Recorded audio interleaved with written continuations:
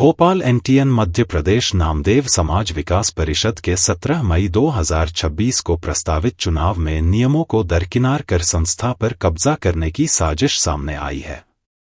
इस संबंध में संस्था के आजीवन सक्रिय सदस्य बीपी नामदेव ने साक्ष्यों सहित पत्र लिखकर प्रमुख सचिव वाणिज्य कर, प्रमुख सचिव उद्योग, प्रमुख सचिव धर्मस्व, प्रमुख सचिव सहकारिता एवं कलेक्टर भोपाल को अवगत कराया है।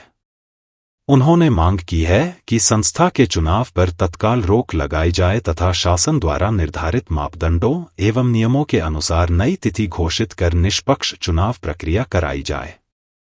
तो चलिए सुनते हैं पूरी साजिश की कहानी बीपी नामदेव की जुबानी। कहाँ से आए? और मैं आया हूँ रीवा से। यहाँ किस काम से आए?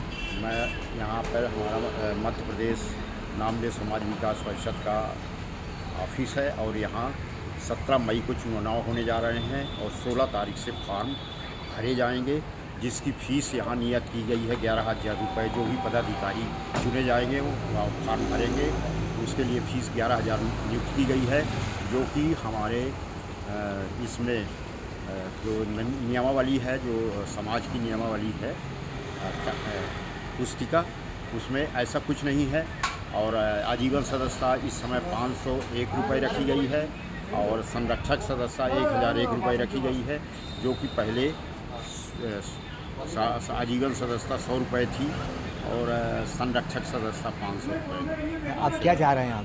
हम चाह रहे हैं कि ये नियमावली जो बदल दी गई है, ये अचानक बदल दी गई है और 55 ज़िले हैं मध्य प्रदेश में। 55 ज़िलों के अध्यक्षों को एक तो कोई भी सदस्य बनता है तो उसको सदस्यता की रसीद बुक दी जाती है और सदस्य बनाए जाते हैं। तो हर ज़िले में नहीं बनाए गए हैं और कुछ ही ज़िलों में ये कुछ ही समय से ये सस्ता अभियान सेट कर रहे हैं और अपना मतलब अवैध रूप से कर रहे हैं। अवैध रूप से कर रहे हैं और नामदेव मंगल। क्या आप चुनाव रोकना चाह रहे हैं या चुनाव? हम चुनाव स्टे करा करके अब फिर नई नियमावली जो भी हो हर ज़िले में जारी की जाए और रसीद बुक हर ज़िले में जारी की जाए और उसके माध्यम से जो सदस्य बनेंगे वो नियमबद्ध तरीके से होंगे और जो भी नियम संशोधित किए जाते हैं उसको हर जिला में सूचित किया जाना चाहिए। नामदेव समाज के जिलाध्यक्ष बनाए गए हैं, पदाधिकारी बनाए गए हैं, तो हर जिले में सूचित उसी के हिसाब से चुनाव होना चाहिए। उसके बाद ही चुनाव होना चाहिए। और जो सदस्यता शुल्क है, सदस्यता शुल्क जो पूर्व निर्धारित थी उसी पर कार्रवाई की जाए और अगर अभी करते हैं तो उसकी सूचना प्रत्येक ज़िले में जिलाध्यक्ष के माध्यम से हर सदस्य को मालूम होना चाहिए। और जो साधारण सदस्य हैं उनको भी वोट देने का अधिकार होना चाहिए। ऐसा नहीं है कि आजीवन सदस्य और संरक्षक ही वोट डाल सकते हैं, ये तो बहुत गलत बात है। अगर कोई पार्टी 10 रुपये की सदस्यता से साल भर के लिए सदस्य बनाती है, जैसे आम आदमी पार्टी, तो ये तो एक सोसाइटी है, सामाजिक सोसाइटी है। सामाजिक सोसाइटी का तो एक कम से कम सदस्य होना चाहिए, कम से कम फीस होना चाहिए। साधारण सदस्य वोट नहीं डाल पाएगा, इसका मतलब ये है कि वो सदस्य समाज का है ही नहीं, इसलिए वोट नहीं डाल सकता।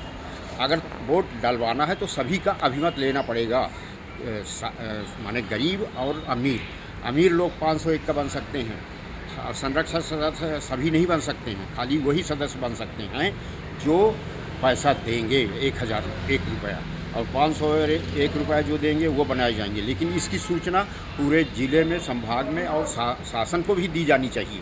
ये रजिस्टर्ड संस्था है और इसका रिन्यूअल आपने नहीं कराया है, कितने सालों से नहीं कराया है। आप 3 साल से अध्यक्ष रहे हैं, उसके पहले वाले अध्यक्ष मर गए, वो भी रिन्यूअल नहीं कराए।